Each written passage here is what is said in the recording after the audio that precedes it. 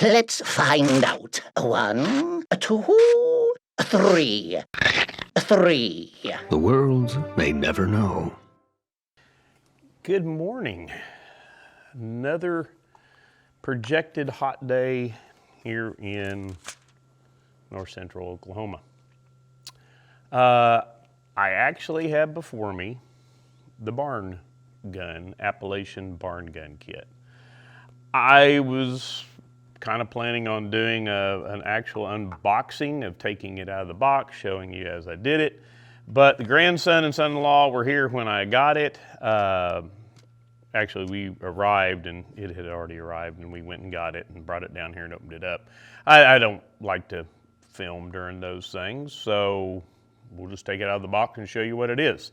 I opted for, on the barn kit, I opted for a .32 caliber, and which it has a tiny, tiny bore. In fact, the bore on it is so small that the supplied ramrod is going to have to be dressed down before it'll even go in the barrel, because it's a 3/8 inch ramrod and .32 caliber, and 3/8 is .3875. So .32 caliber, something's got to give and go somewhere. So we'll have to do that. That's okay. But I opted for a .32 caliber. I wanted something small, something right around the first quarter of the 19th century is kind of what I was going for. I did go with a flintlock. I just thought that was a little more, keeping with what I was going for. It does come with I believe this is a Ketlin style lock, late Ketlin style, I believe is what this is called. It's definitely not a round face, like the ones in the Fowler and the ones in my Woods Runner. Very small lock, comparatively speaking, but there's the lock. Okay, so we got the lock. Steel trigger guard. Now there's something that if you order a barn kit, if you've done a Kibler kit in the last couple of years, something you'll have to be prepared to do, and that is to drill the holes through the metal pieces that are held in place by the wire pins in the stock. My Woods Runner, the instructions talked about using a drill guide, but there was no drill guide, so I kind of panicked. But then I realized everything had been pre-drilled. Jim, in his effort to probably make this one of his most affordable kits, did not drill. As you can see here, this is the little tang that holds the trigger guard on. There's no hole. Also, the barrel lugs are not attached to the barrel. They're dovetailed and ready to go, but if you look inside the hardware kit, the barrel lugs need to be drilled as well. Have no fear. You have a drill guide. It looks pretty straightforward. Never used one, but it does look fairly straightforward. So the holes in the wood are drilled all the way through. You'll just have to install the dovetails into the lugs into the appropriate dovetail slot. put them in there, make sure the barrel's clamped down tight, insert the drill guide, drill with the small bit, drill it with the appropriate, I believe it's a 16th inch drill bit, and then you have it completed. Dovetails are no issue. If you put a woods runner together, you've dovetailed the back sight and the front sight, so now you just got 2 more to do. There's only 2 barrel lugs on this, so pretty simple. As far as finishing goes, my woods runner I did in Kibler Aquafortis. I then did the treatment of the stock. I used Jim's tried and true oil that he does in one of his videos. And the Aquafortis, I'm just about out of this Aquafortis because I've been using it on a lot of stuff. So, and that camera has froze. I don't know why it does that. I also bought some bone black that I used. I didn't use on any of my firearms. One, I was a little nervous about it on the woods runner. 2, the Fowler got so dark, the bone black would have just been, you know, non-recognizable. You couldn't see it. But I've done some things with it on tomahawk handles, kind of getting a feel for it. Pretty simple. I found the best way to do it that I like is to put it on a paper plate, put a little Danish oil down, and then just put it on my finger, just rub it with my finger, and that way I can really rub it down.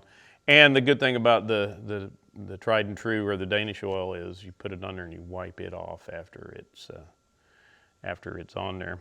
And so I think I'm going to do that, highlight some areas, and I'm probably going to distress some of the sharp edges, distress them down to give it a little bit of a worn look. I don't want it to look, you know, old. I just want it to look new but used. I think, you know, a lot of times people try to replicate things like they see in museums, and they just really make them look like, you know, they copied a museum piece, and that's not my intent with this. So there's kind of the finishing, way ahead on that. I'm taking a lot of my inspiration from the Foxfire book because it is Appalachia. And so I think that's kind of what I'm going for there. I haven't got the barrel back from the Fowler yet, so everything's going to kind of come together at one time. Did talk to the son-in-law last night because, like I say, he was here when it came in, and he's probably going to be ordering his very soon. So we're going to kind of probably work on it together. Looking forward to this. Looking forward to another another fun build. Hopefully learning some of the tricks that I used on the other 2 guns to make this one fairly easy to do. Which, like I say, he made this. He cut out some of the steps that he normally does, probably to save a little bit of money. But there's nothing hard. Everything, the lock, the barrel, everything fits inletted. The trigger guard, everything fits wonderfully. A little bit of drilling and then sanding and finishing. Oh, and as far as the barrel, I'm probably going to use the same method that I've used on my other 2 barrels. The Fowler, I really worked it back down to give it just a patina. The Woods Runner, it has a lot of black still on it or color left on it. The Fowler is pretty much just looking patinaed. And so that's kind of how that's going to look. So hopefully within the next week, I'm going to call Bree or Heather early next week. It's the weekend now, so I can't do it. I'm going to call them early next week and just make sure, hey, did you get the barrel from the Fowler? Everything okay? Pretty straightforward. And just kind of let them know that I'm still tracking it. So as you can see, the skin is starting to leak. I turned the fans off. So it's about time before I get too frumpy to to conclude this. But it's just another update, show you what's in it.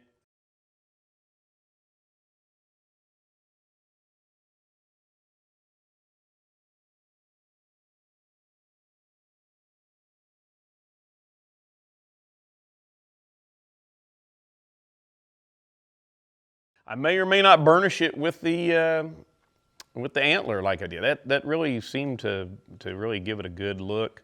I think burnishing will be good. I don't plan on sanding the stock. I plan on scraping it only.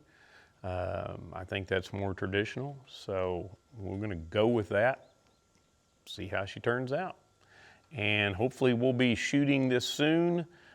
Too small in Oklahoma for deer hunting, that's okay. I've got 245s and the 62 caliber. This one is mainly for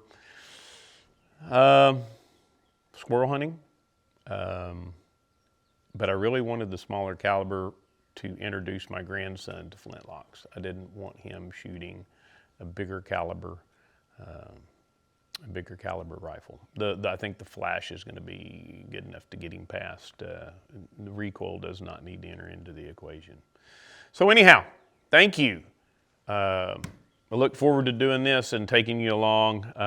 Probably, I don't work on them fast, especially when it's going to be hot like it is. It's only a few hours in the evening that I devote to doing it. So anyhow, thank you much. Thank you. Come back. Thank you for coming by. And if you like what you see, come back and see me again. Thanks. Bye.